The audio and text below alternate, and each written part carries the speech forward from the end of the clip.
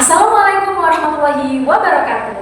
Halo teman-teman, perkenalkan nama saya Halimah Atul Solihah dari Program Studi Pendidikan Guru Sekolah Dasar Semester 2 UPPJJ Universitas Terbuka Malang dengan NIM 8603200008. Video ini dibuat untuk memenuhi tugas 1 mata kuliah Filsafat Ilmu dengan dosen pengampu Ibu Dwi Puji Hayati. Pernahkah kalian bertanya, dari manakah pengetahuan itu berasal? Mengapa kita menyebut sesuatu sebagai ilmu?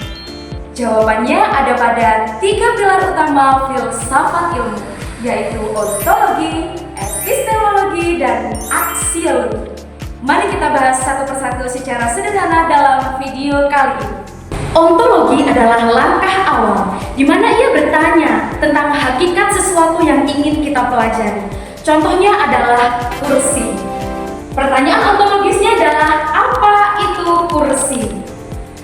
Kita menyebutnya hakikat dari kursi adalah suatu benda padat yang memiliki fungsi sebagai tempat duduk. Wujudnya sangat beragam. Ada kursi kayu, kursi plastik, kursi yang berkaki 3, ada kursi yang tidak memiliki sandaran.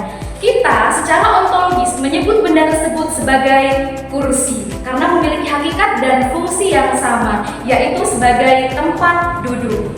Setelah kita tahu objeknya secara nyata atau ontologinya, sekarang kita perlu tahu cara bagaimana untuk memahaminya.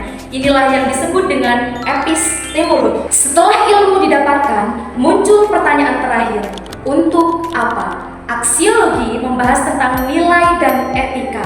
Contoh sederhananya, kita bisa menggunakan pisau dapur.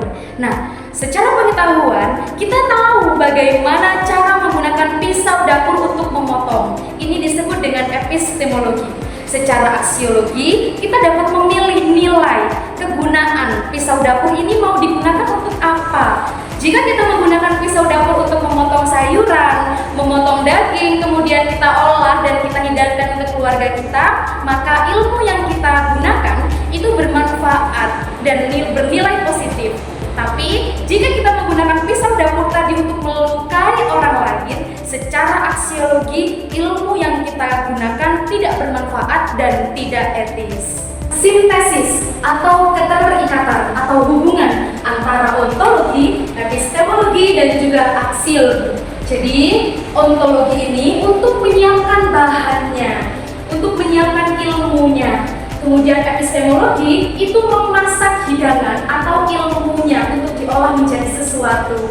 Kemudian aksiologinya adalah untuk memastikan bahwa hidangan atau ilmu yang sudah didapatkan itu bermanfaat untuk penikmatnya. Contoh HP. Pertanyaan ontologinya adalah apa? Jika contohnya HP, apa itu HP?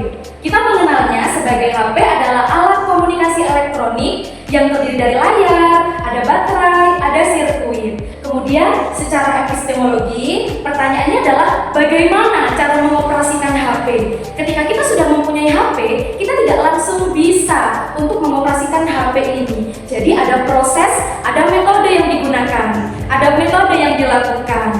Entah itu dari kajian, entah itu dari mencoba untuk memencet tombol, kemudian mengotak-atik pengaturan. Nah, itu disebut sebagai epistemologi. Kemudian aksiologinya adalah untuk apa? Untuk apa kira-kira HP ini digunakan? Tadi ketika kita sudah tahu hakikat dari HP, kemudian sudah tahu bagaimana cara mengoperasikan HP, sekarang pertanyaannya adalah untuk apa HP itu digunakan? Jadi kita tinggal memilih nilainya. HP ini untuk apa? Apakah untuk mencari informasi? Apakah untuk belajar? Apakah untuk menebar kebaikan? Atau sebaliknya, apakah kita menggunakan HP ini untuk menebar kebencian atau menebarkan berita hoax atau berita palsu?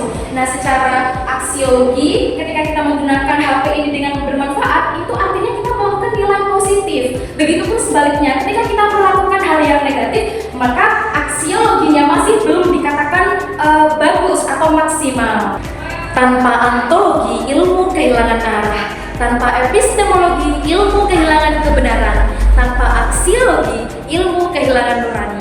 Itulah mengapa ketiganya menjadi fondasi kokoh dalam membangun peradaban manusia melalui ilmu pengetahuan.